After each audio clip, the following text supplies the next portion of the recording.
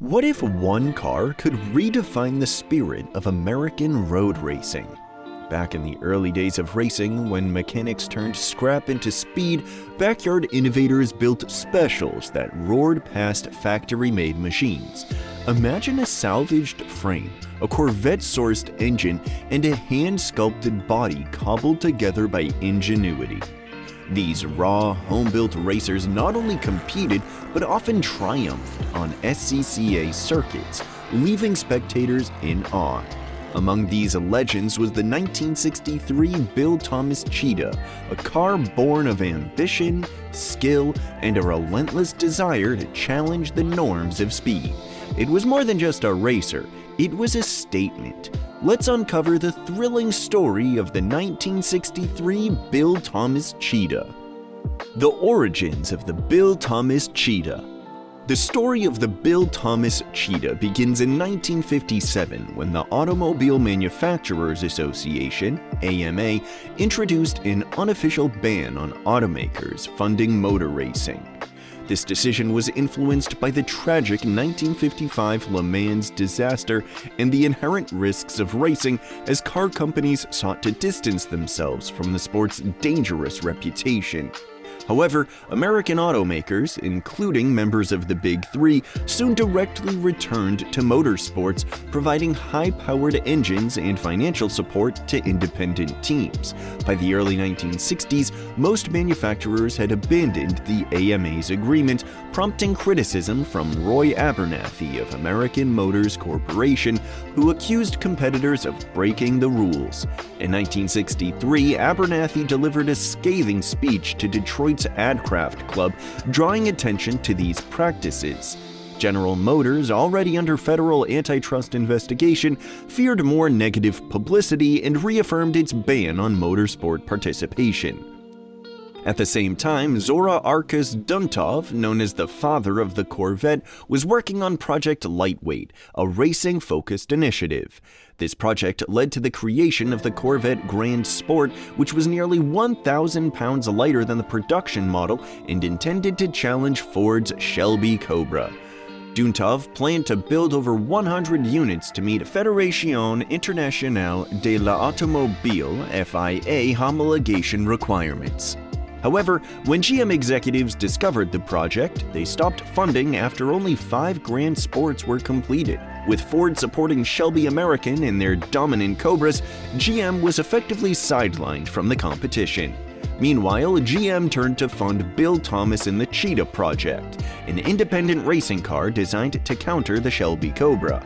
This move allowed GM to stay involved in motorsports indirectly without violating its official stance, ensuring the company avoided the risks of public backlash.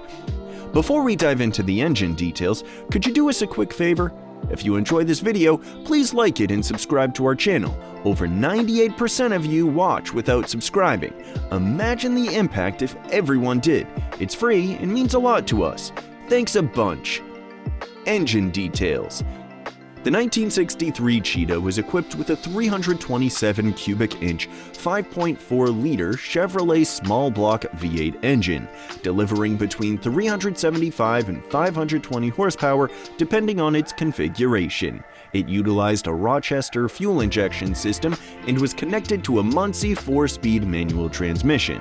Bill Thomas, an aircraft engineer by training, shifted his focus to road racing during the 1950s, where he favored Corvettes due to their small block V8 engines. Thomas gained a strong reputation in California's road racing scene for his skill in tuning, particularly with the Rochester fuel injection system that Chevrolet had introduced in 1957. In the early 1960s, Thomas recognized the growing dominance of the Shelby Cobra, a lightweight V8-powered roadster that posed a serious challenge even to high-profile European brands like Ferrari and Maserati. Determined to create a competitor, Thomas approached Ed Cole, General Motors vice president, with a vision to develop a Chevrolet-powered car that could rival Shelby American. Initially, Thomas proposed a rear engine design using components from the Corvair. However, following discussions with Cole, the project shifted to a front engine configuration powered by Chevrolet's 327 cubic inch V8. Chevrolet discreetly sponsored Thomas, providing Corvette parts for the car while ensuring the project remained hidden from General Motors executives. To meet the FIA's homologation rules for production cars, Thomas was instructed to build at least 100 units. Thomas collaborated with Don Edmonds, a skilled sprint car fabricator, to bring the project to life in Anaheim, California. The Cheetah featured a tubular chassis with the engine pushed far back to create a front mid-engine layout. This unique design eliminated the need for a driveshaft, as the transmission was directly connected to the rear differential with a U-joint. The first two prototypes had aluminum bodies, but later models used fiberglass. The 327 cubic inch V8 engine was modified to 377 cubic inches and fitted with Thomas's enhanced fuel injection, generating approximately 513 horsepower. Performance and specifications. The 1963 Cheetah was an extraordinary car, known for its incredible performance capabilities. It could reach a top speed of 215 miles per hour and accelerate from 0 to 60 miles per hour in just 3.5 seconds. This remarkable speed and agility were made possible by its lightweight construction, which brought the car's curb weight down to about 1,500 pounds. This was achieved through a tubular space frame chassis and a fiberglass body, which kept the structure light while maintaining strength and rigidity. The design of the Cheetah focused on reducing weight without sacrificing durability, making it a dominant force on the racetrack. The car also had advanced suspension systems, featuring independent front suspension and a rear suspension derived from the Corvette. These components significantly enhanced the Cheetah's handling and stability, enabling it to maintain high speeds through tight corners and delivering a smooth and controlled ride. The suspension system reflected the innovative engineering of Bill Thomas and his team, who prioritized performance and driving dynamics in every aspect of the car's design. One of the Cheetah's most impressive feats was its performance during testing at General Motors Technical Center in Detroit, where it recorded an astonishing 1.18 G on the skid pad. This demonstrated exceptional grip and stability far ahead of its time. At Daytona International Speedway, driver Bud Klusserath pushed the car to its top speed of 215 miles per hour, proving its potential for endurance racing and its ability to dominate long, high-speed straights like the Mulsanne at Le Mans. Design details. The 1963 Cheetah had a unique design with the front engine layout where the engine was positioned so far back that it connected directly to the differential. This configuration created a weight distribution similar to a mid-engined vehicle, improving balance and handling. The innovative setup eliminated the need for a traditional driveshaft, as the transmission connected directly to the rear differential using a universal joint. This design enhanced weight distribution while contributing to the car's compact dimensions and aerodynamic profile.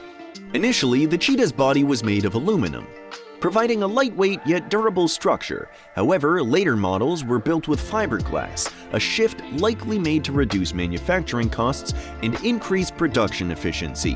Fiberglass retained the vehicle's lightweight qualities and allowed for greater flexibility in shaping its aerodynamic design.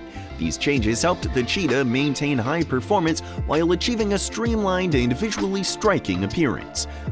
Market value and units. In 1963, the Bill Thomas Cheetah was originally priced between $7,500 for a street model and around $12,500 for a competition version. This pricing highlighted the car's advanced engineering and exceptional performance, targeting both enthusiasts and professional racers as a premium choice. The production of the Cheetah was extremely limited, with only 11 to 23 units ever built. Various factors contributed to its low production numbers, including changes to homologation rules and a catastrophic fire at Bill Thomas's workshop, which destroyed much of the equipment used for manufacturing. Over the years, the rarity and historical importance of the Cheetah significantly increased its value. Original models have been sold for as much as $625,000 at auctions, reflecting their appeal among collectors. The Cheetah's innovative design, exceptional performance, and limited availability cemented its place as a prized collector's item and a distinctive part of automotive history. what really ended the Bill Thomas Cheetah? The Bill Thomas Cheetah was a promising project, but it faced significant challenges. Drivers struggled with extremely high cabin temperatures because the engine's headers were routed directly under the passenger compartment. The car's handling also suffered as the tubular frame struggled to manage the engine's substantial horsepower. However, the biggest setback came in September 1965, when a devastating fire destroyed Thomas's workshop, including all the tooling and machinery. Replacing everything would have been incredibly expensive. At the same time, sports car racing was advancing rapidly, with competitors like the Ford GT40 overshadowing the Cheetah, which had originally been designed to compete with the Shelby Cobra. Bill Thomas was unable to produce the 100 units required by the Fédération Internationale de l'Automobile for homologation before his factory was destroyed. Without meeting these requirements, the Cheetah couldn't qualify for the World Sports Car Championship competition, bringing the project to an untimely end. The story of the Cheetah is one of ambition, innovation, and resilience. It may have crashed and burned, but its legacy roars on in the hearts of car enthusiasts. What's your favorite underdog car story? Let us know in the comments. Don't forget to like, share, and subscribe for more.